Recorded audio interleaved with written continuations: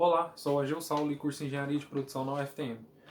Bem, o meu objetivo é ajudar alunos de escola pública a alcançar o top 20%, que é conseguir uma nota em matemática no Enem que se classifique como uma das 20% maiores. Ou seja, no Enem de 2019, você precisaria tirar uma nota maior que 610,7.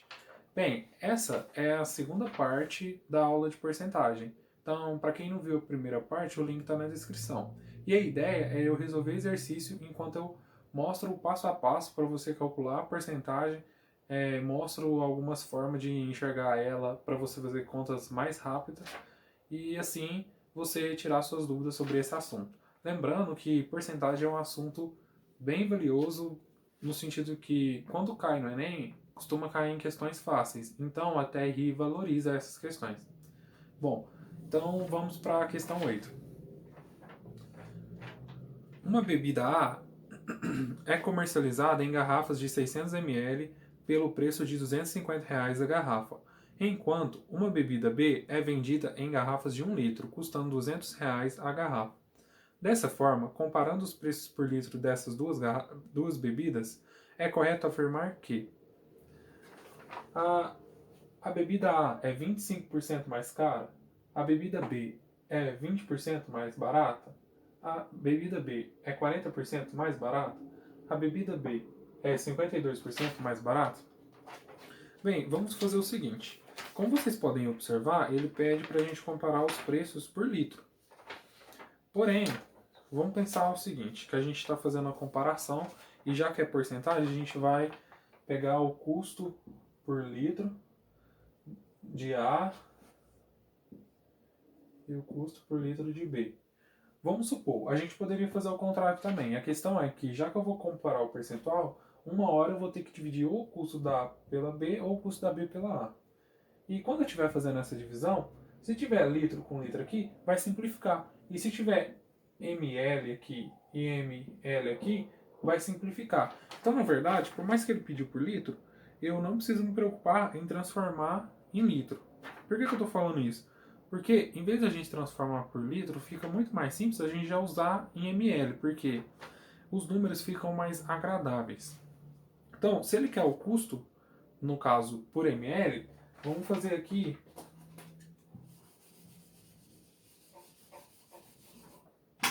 o custo do A e o custo do B. O A, ele custa R$ 250, uma garrafa de 600 ml. Então vai ser 250 dividido por 600. Essa conta eu posso simplificar esse zero com esse. Fica 25 sobre 60. A gente pode simplificar essa fração dividindo por 5 esse número e esse número por 5. 25 dividido por 5 é 5. Então a gente tem que esse custo é igual a 5 dividido por 60 dividido por 5 é 12. Se você quiser, pode fazer a conta aqui. Para o 6 precisa de 1, sobra 1, desce o 0, 10 dividido por 5 é 2. Se você quiser fazer essa conta mais rápido, você pode pensar que o 5 é 10 sobre 2. Então, se você está dividindo um número por 5, você pode fazer o quê? Multiplicar ele por 2 e dividir por 10. Por exemplo, 2 vezes 60, 120. Dividido por 10, 12. Que você vai só cortar o zero. Enfim. Agora, vamos calcular o custo do B. O B é R$ 200, 1 litro, ou seja, 1000 ml. Aqui eu posso simplificar esses dois zeros. Eu tenho que o custo unitário dele é 2 sobre 10. Só que 2 sobre 10 eu posso simplificar mais ainda dividindo por 2. 2 dividido por 2 é 1. 10 dividido por 2 é 5.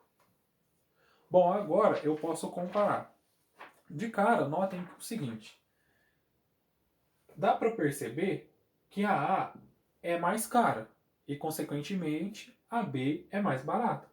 Por quê? Pensa só, com esse valor que é menor que o de cima, ou seja, você pagou menos, você consegue muito mais, você consegue 1000 ml, enquanto aqui você consegue só 600. Então a gente já sabe isso. Olhando para as alternativas, A gente tem que, na letra A é 25% mais caro, ou seja, tá ok, né? E as outras, a B é X% mais barata, também estão ok. Então, olhando essa análise, não é possível eliminar nenhuma das alternativas. Só que notem o seguinte, a maior comparação que tem é o quanto ela é mais barata. Então vamos fazer a conta de quanto B é mais barata que A. E se não for nenhuma dessas alternativas, se não bater nenhuma dessas porcentagens, a gente já sabe que é a letra A. Por quê? Porque vamos supor que eu calculo quanto que A é mais cara que B. E não é essa alternativa. Eu não vou saber qual dessas é. E aí eu vou ter que fazer uma outra conta que é para calcular quão mais barato B é em relação a A. Bom, se eu quero saber o quanto B é mais barato em relação a A, eu tenho o seguinte. Eu vou ter uma divisão e embaixo ela vai ser mais barata em relação ao quê? A A, certo? Então eu vou ter o custo de A. E em cima eu vou ter o quê? Eu não quero a diferença de preço, porque eu não quero saber o quanto mais barato ela é. Então seria assim, o custo de A menos o custo de B. Entendeu? Então, a gente tem aqui que vai ficar 5 sobre 12 menos 1 quinto sobre 5 sobre 12. Para fazer essa conta, a gente vai fazer o mínimo último comum entre 12 e 5. Para quem não lembra, o mínimo último comum você vai pegar e dividir pelos números primos, começando do menor, até que chegue em 1. E aí depois é só você multiplicar todos os fatores primos que você encontrar. No caso, o primeiro fator primo é o 2. 12 dividido por 2 é 6 e 5 continua porque ele não é divisível por 2. Dá para dividir por 2 novamente. Aqui vai ficar 3, aqui 5 e o próximo número no próximo número primo é o 3. E aqui vai ficar 1. Aqui 5. Então eu continuo porque esse daqui também tem que ficar 1. E o próximo fator primo é o 5. 5 dividido por 5, 1. Bom, agora eu tenho essa multiplicação. 2 vezes 2 é 4. 4 vezes 3 é 12. 12 vezes 5. Lembra que aqui eu dividi o 60 por 5 e deu 12? Se eu vou fazer a conta ao contrário, lembrando daqui, 12 vezes 5 vai dar 60. Então eu tenho que o mínimo útil comum é 60. Bom, agora, para mim achar os números que vão ficar em cima, eu vou pegar esse mínimo útil comum, dividir pelo número pelo denominador e multiplicar pelo numerador. 60 dividido por 12 é 5 vezes 5, 25. Menos 60 dividido por 5 é 12, vezes 1 é 12. E aqui eu tenho o 5 sobre 12. Passando para o lado de cá, eu tenho que 25 menos 12, eu posso pegar, vou fazer aqui no canto. Bom, 5 menos 2 é 3, 2 menos 1 é 1. É claro que com um pouco de treino você consegue fazer essas contas rapidamente de cabeça, mas eu estou fazendo detalhado porque pode ser que tenha algumas pessoas que tenham mais dúvida, então vale a pena escrever. Então eu tenho que o resultado é 13 sobre 5 dividido por 12. Na verdade vai ficar 13 sobre 60.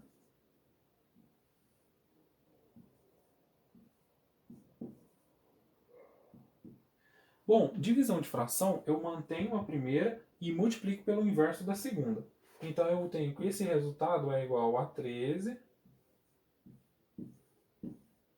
sobre 60 vezes o 12 vai para cima e o 5 fica dividindo. Bom, lembra que esse número aqui é divisível por 12 e dá 5? Então eu posso simplificar ele com esse 12 aqui. Aqui eu vou dividir por 12 vai ficar 1 e aqui eu vou dividir por 12 vai ficar 5. Então eu tenho que essa resposta é 13 sobre 5 que está aqui vezes 5, 25. Só que eu estou com essa resposta em porcentagem, então eu tenho que transformar essa fração em porcentagem. E se vocês lembrar, o símbolo de porcentagem significa 1 sobre 100. que acontece? Eu não posso dividir esse número por 100 simplesmente, porque senão eu vou mudar esse valor. Então, se eu quero colocar essa divisão por 100, eu vou fazer o seguinte, eu vou dividir por 100 e multiplicar por 100, porque 100 sobre 100 é 1, consequentemente eu não estou alterando o valor da fração.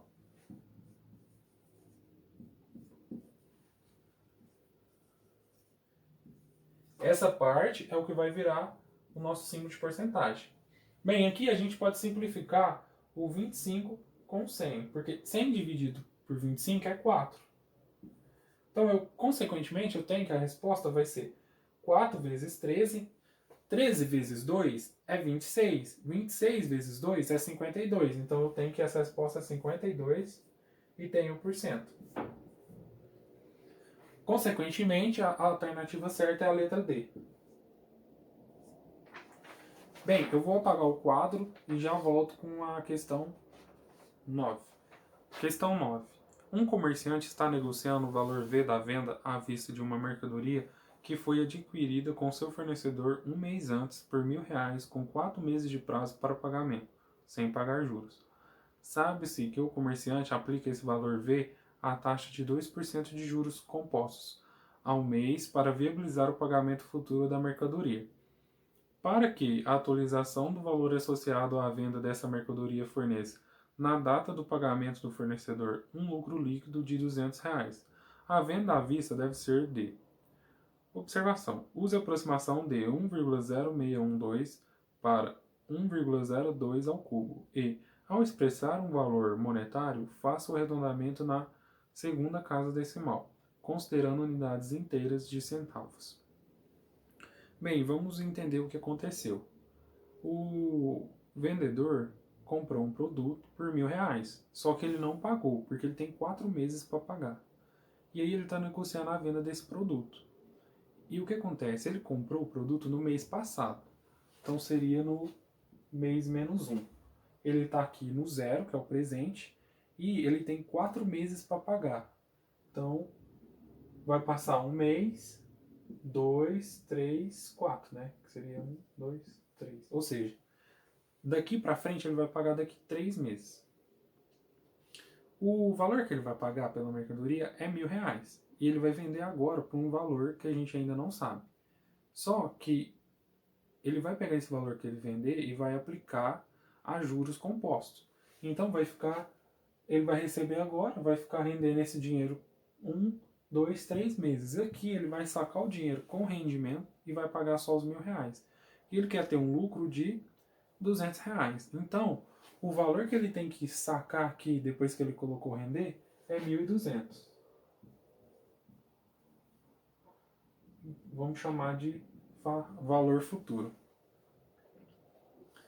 Bom, para esse caso, a gente precisa da forma que relaciona o valor presente, que é o valor que ele vai receber agora para poder aplicar, com o valor futuro, dependendo da taxa que já informou, que é 2%. Isso de juros compostos. Eu, particularmente, não gosto de decorar a fórmula, eu prefiro entendê-las, porque se na hora ficar em dúvida, eu vou e monto rapidinho a fórmula. Então, eu vou explicar dessa forma. Por exemplo, vamos supor que eu tenho aqui o mês 0, né? Vamos pensar 0, 1, 2, 3. Aqui eu tenho o valor presente, certo? E eu vou aplicar juros compostos. No período 1, o que eu vou ter? O valor presente mais esse mesmo valor presente vai ter um juro sobre ele, que vai ser a taxa I. Isso vai ser o meu valor 1, certo? No mês 2, o que eu vou ter? O valor 1 mais essa taxa vai incidir agora sobre o próprio valor 1. Então vai ser valor 1 vezes I. E isso é igual ao valor 2, certo? O valor 3 é igual ao valor 2 mais o valor 2 vezes a taxa I. Acho que deu já para entender. Vamos supor que esse é o valor futuro que a gente quer achar e o N é igual a 3. Vamos pegar e colocar ele em termos desse valor presente. Então vamos vamos primeiro simplificar esse valor 1. A gente sabe que o valor 1, eu posso colocar esse valor P em evidência, é igual VP vezes 1 mais I. O valor 2, eu posso colocar o V1 em evidência. Então vai ficar igual a V1 vezes 1 mais I. De forma semelhante, eu tenho que o V3 é igual a V2 vezes 1 mais I. Bom, eu quero V3 em função de VP. Então, primeiro eu vou pegar esse V2 e vou substituir por esse valor. Então, eu vou ter que V3 é igual a V1, 1 mais I. Isso é o V2 que eu acabei de substituir. Só que o V2 também está sendo multiplicado por 1 mais I. Então, aqui eu vou ficar aqui, isso é igual a V1. O que é V1? V1 é VP vezes 1 mais I. Então, eu vou colocar aqui, VP vezes 1 mais I. Esses termos de cá, eu posso juntar e colocar que é 1 mais I ao quadrado. Isso daqui, isso daqui é o V1 que eu acabei de substituir aqui. Consequentemente, eu vou ter que V3 é igual a VP vezes 1 mais I elevado ao cubo. Que eu posso juntar esse 1 mais I com esse 1 mais I ao quadrado. Pensa o seguinte, agora eu não quero deixar em função do 3, eu quero que esse 3 seja na verdade Vn. Então o que eu vou notar aqui? Vn é igual a Vp vezes 1 mais I, e aqui em vez de ser elevado a 3, vai ser elevado a n. E aí eu já descobri a forma. É claro que isso não é propriamente a demonstração certinha, mas é só para você ter dúvidas, tem como você lembrar, sem preocupar se você está escrevendo o teorema certinho, mas é só uma forma de você entender a forma, entender como montar a fórmula e resgatar ela na hora que precisa.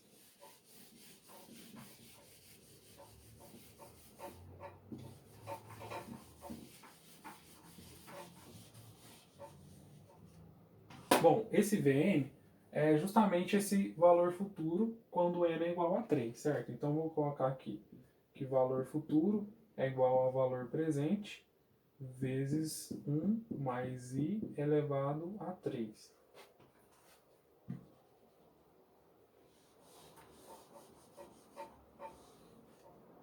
O exercício informou que o I é igual a 2%.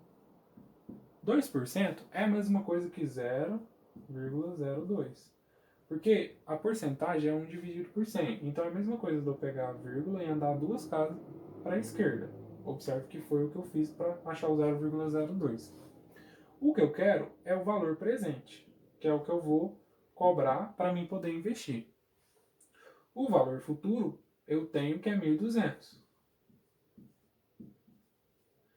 Esse termo aqui, que está multiplicando, eu vou passar para o outro lado dividindo, certo? Então eu tenho que, aqui é 1 mais I, que é 0,2, vai ficar 1,02 ao cubo. E achando o resultado dessa divisão, eu vou ter o valor presente. O exercício deu uma aproximação para esse número aqui. Ele disse que esse número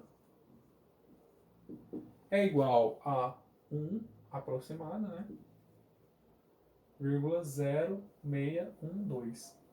Bom, além dessa aproximação que ele deu, observem que as alternativas têm uma boa distância entre elas. Então, será que se a gente esquecer esse 1, 2, a gente sabe que como é um valor que está dividindo e eu esqueci 1, 2, eu vou ter um resultado um pouco maior do que o real.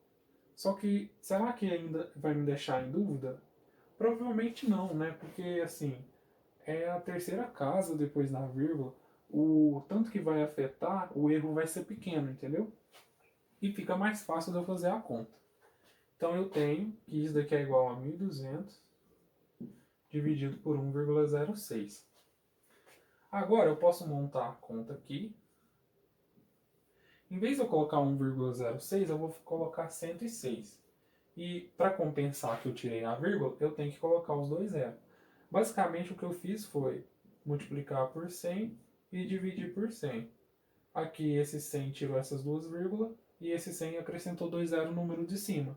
Como 100 dividido por 100 é 1, eu não alterei o resultado dessa fração. Aqui eu vou separar os primeiros três dígitos. 120 dividido por 106 é 1. Sobra 14, né? 120 menos 106. Aqui eu vou descer o zero. Dá 1 de novo, fica 106. 40 menos 6 é 34.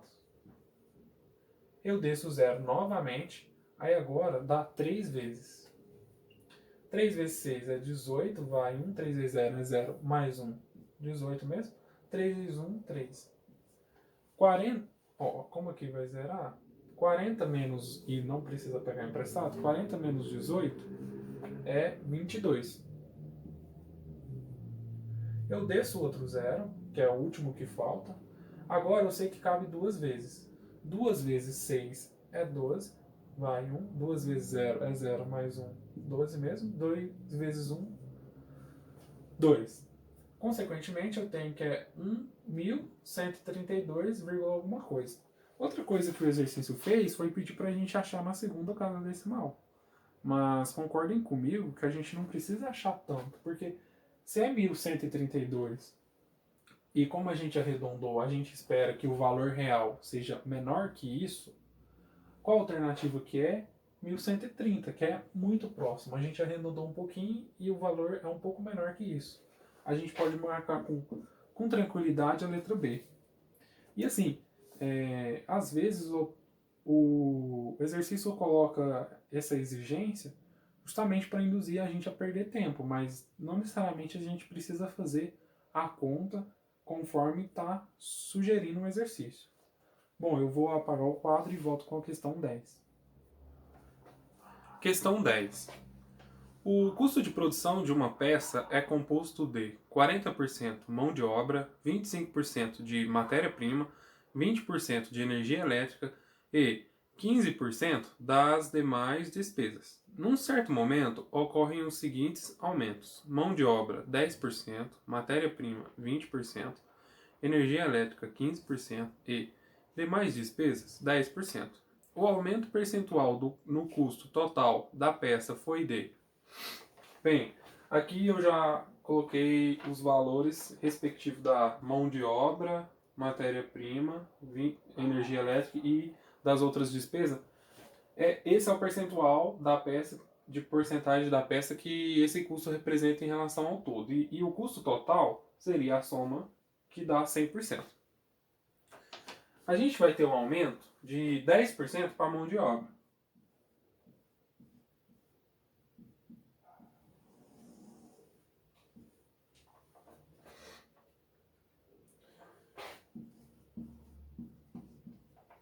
De 20% para matéria-prima, de 15% para energia elétrica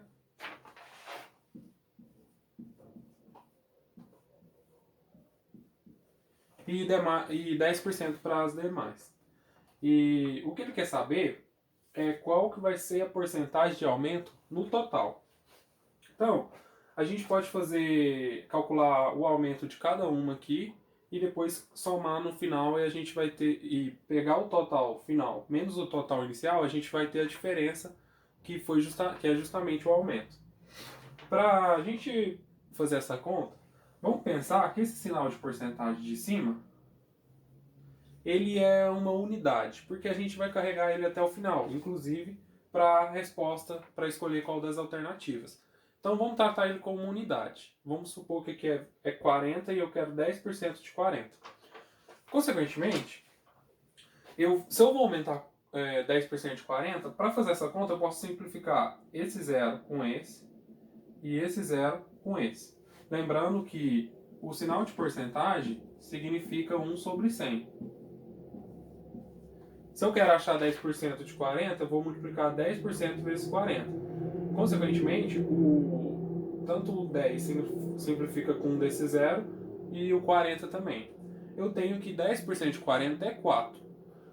Só que eu não vou achar só os 4%, eu vou aumentar. Então vai ser os 40 que já tinha, mais esse 4. Fica 44%.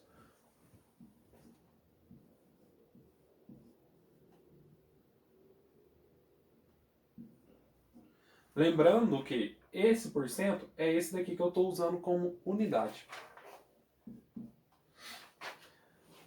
De forma semelhante, aqui eu já posso simplificar esse zero com esse. Eu fico que 2 vezes 25, que é igual a 50. Aí agora surgiu um outro zero, que eu vou simplificar com esse. Então, 20% de 25 é 5. Se esse é o aumento, o resultado aqui vai ser 25 mais 5, que é 30.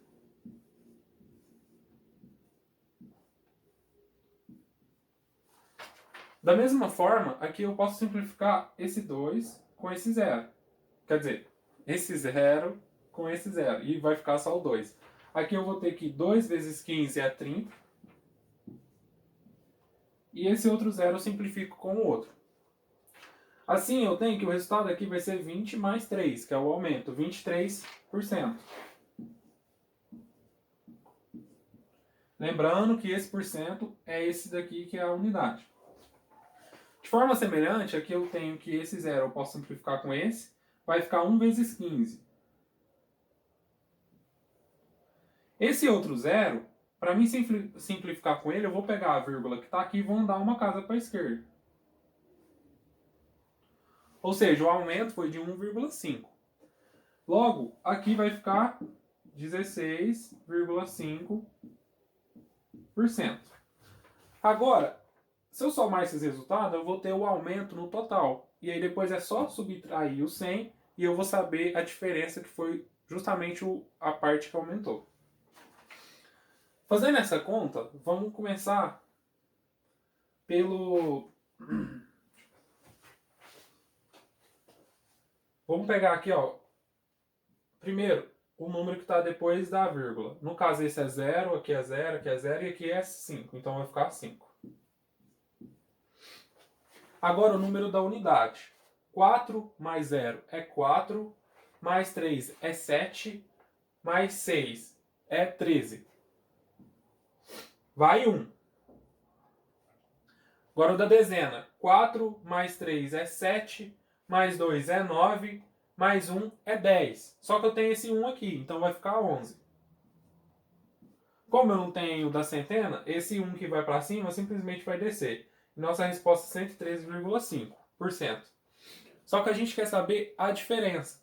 Então, eu vou subtrair o 100%.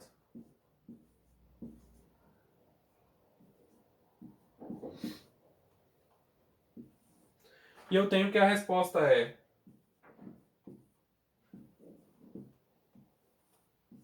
13,5%, que é a alternativa C.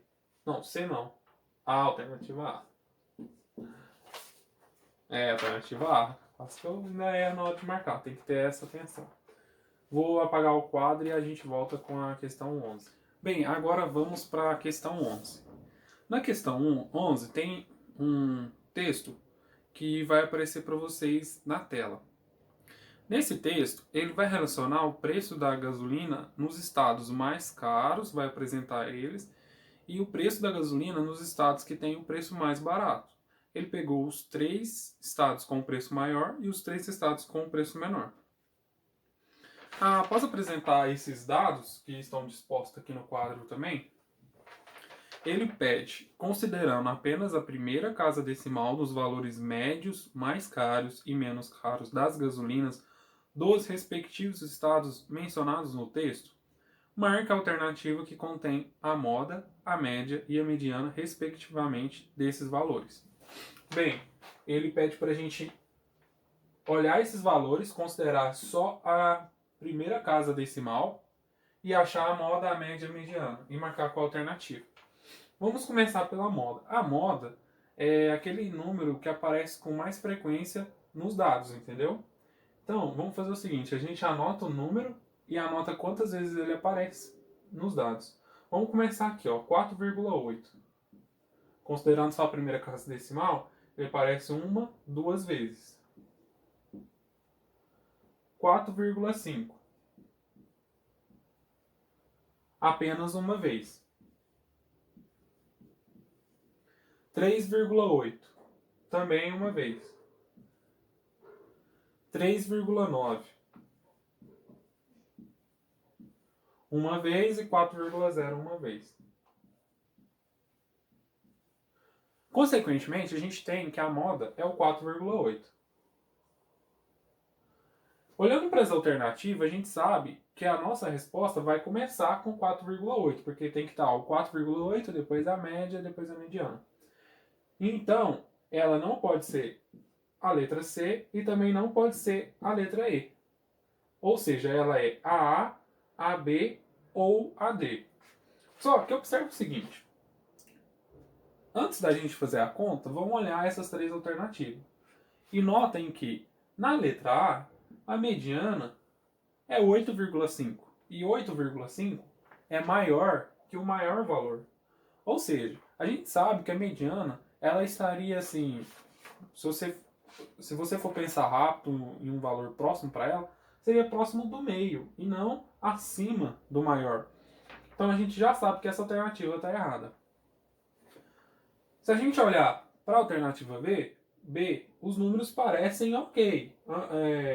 A moda bate, a média está mais ou menos no meio e a mediana também. Então, para a gente saber se está certo, a gente precisaria calcular. E agora, olhando para a alternativa D, notem que a média é 12,9 e, da mesma forma, passou do maior valor. Ou seja, essa média está errada, porque não tem como a média ser maior que o maior valor da sequência de dados. Consequentemente, a gente sabe que a alternativa correta é a alternativa B.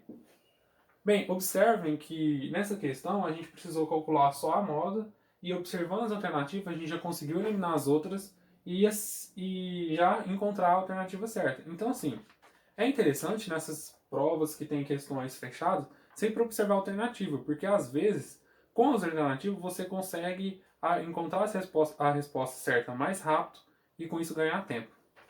Bem, essa é a última questão da parte 2 da aula de porcentagem. E, então, se você gostou, se tirou dúvidas sobre como calcular a porcentagem, deixa aqui no comentário se tem algum assunto que você gostaria de tirar alguma dúvida também de matemática, também pode sugerir nos comentários. E curte, compartilha, porque sempre estarei trazendo conteúdo para vocês e aumenta a chance do YouTube te entregar esse conteúdo.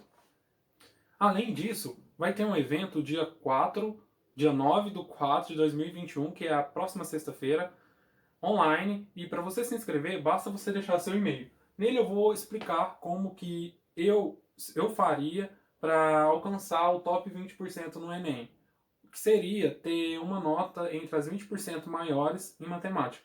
No Enem 2019, significava tirar mais que 610,70. Inclusive, no Enem de 2019, minha nota foi 862,10.